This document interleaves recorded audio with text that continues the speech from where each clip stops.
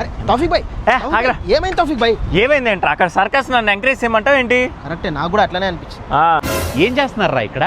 Team అంతా అక్కడ floor మీద క్లయింట్కి వెల్కమ్ చెప్తుంటే ఎలా వెల్కమ్ చెప్తున్నారన్నా? ఫ్లాష్ మాబ్ డాన్స్ చేసి అందుకే వచ్చేసాం. మీరేమన్నా పెద్ద తోపులా లేకపోతే మీకేమైనా ఈగోనా?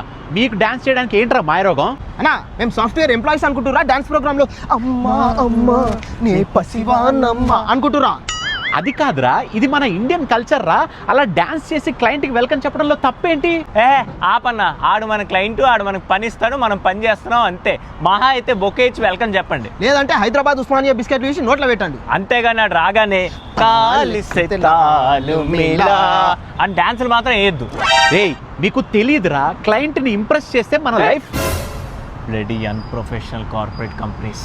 ఇప్పుడన్నా బానిస బిహేవియర్ నుంచి బయటకు రండానా?